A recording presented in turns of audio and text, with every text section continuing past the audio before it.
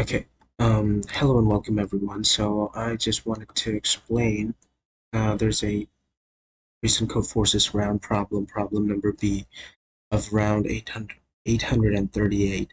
Problem B named by make array good. Now let's dive into the problem statement. First of all, I would like to say that in the problem statement, what you're gonna have to do is you're gonna have to make a sort of good array.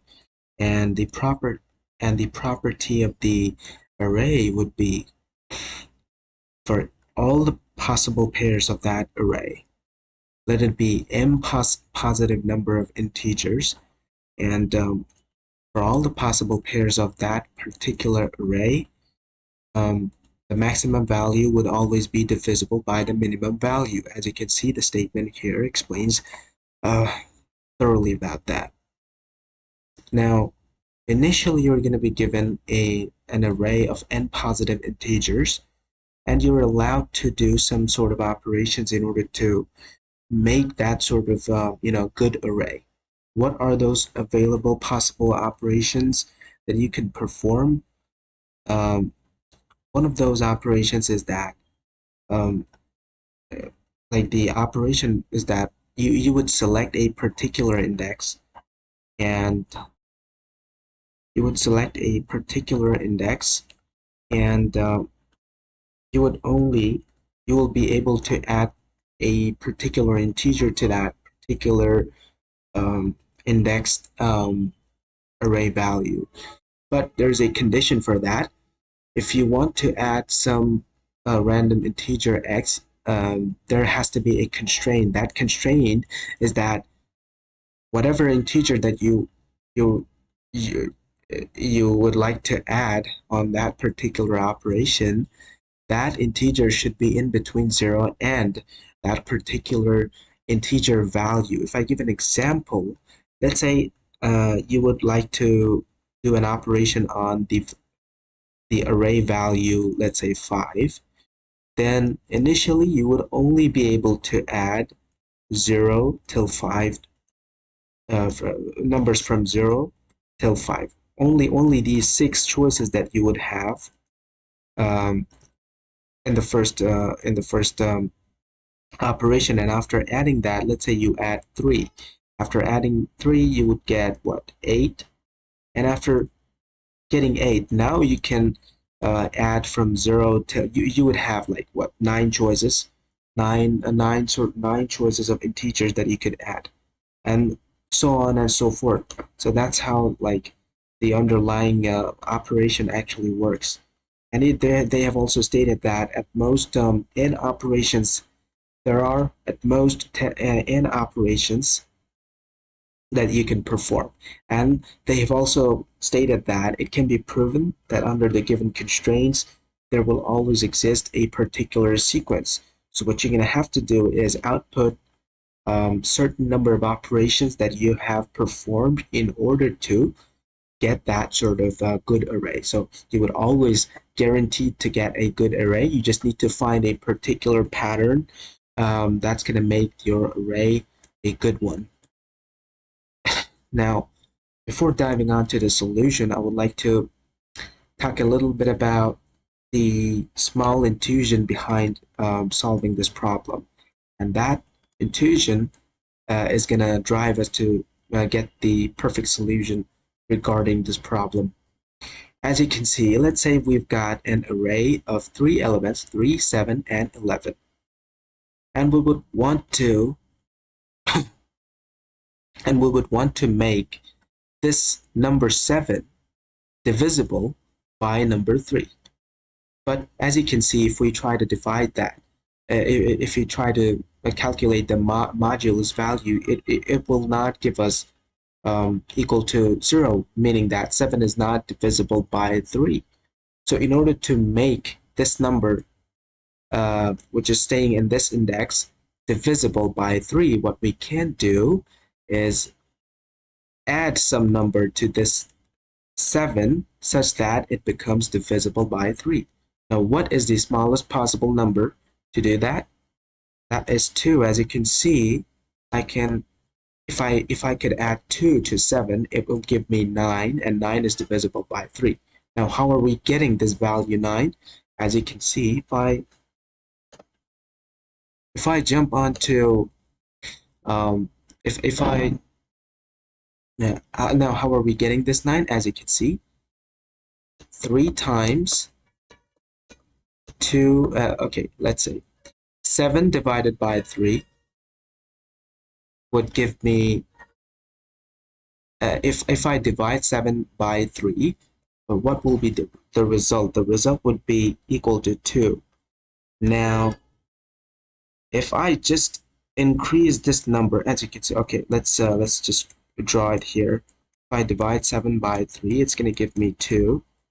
And if I just add just 1 to this resultant divisional value, which is 1, if I add that resultant value, it's going to give me 3.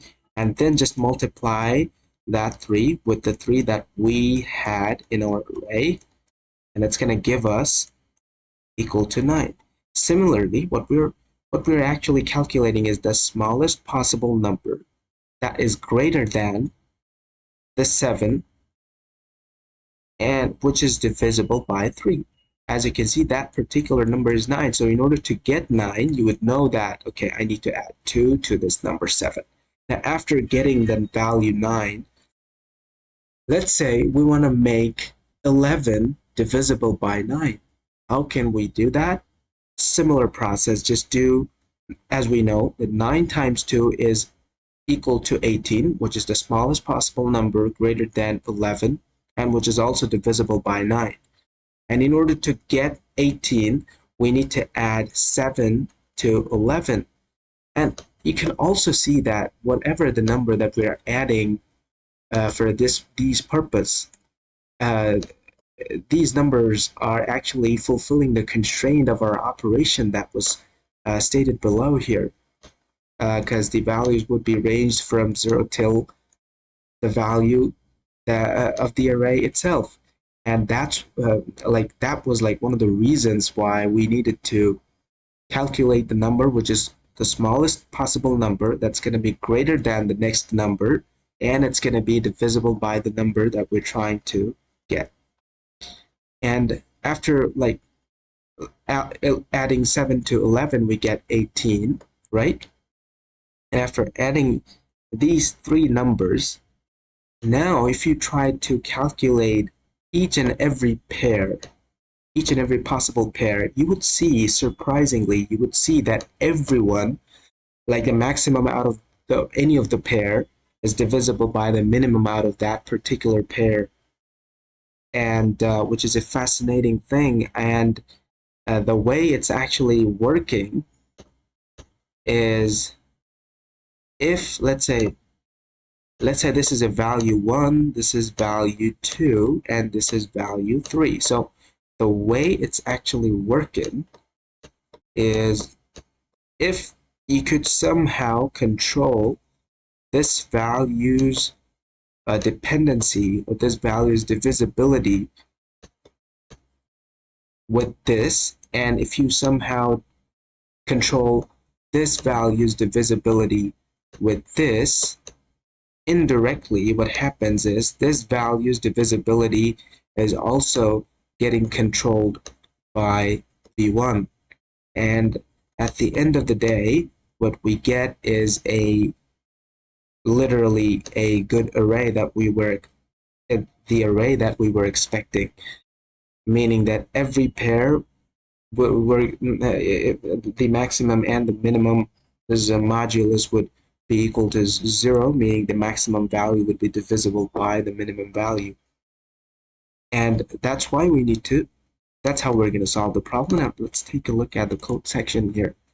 As you can see, we've got what are we actually going to do is, initially, after taking the array, as we have to output the number of operations that we did, meaning we have to output the indexes and the values that we actually added to that particular array value on a particular operation. That's why we needed to, use a pair vector with the value and the index. After that, we're going to sort the vector. As you know, if I sort the array, it's gonna lead us to a more feasible solution because we know the values are increasingly ascending order. It's gonna give us a sort of feasible solution to that. And similarly, after that, we're just checking that part.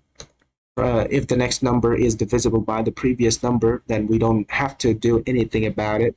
If it's not divisible, we know what would be the smallest number that we need to add in order to get that sort of second number. In order to get that in order to reach a number which is divisible by the previous value, by the previous index's value. That's exactly what we're doing here.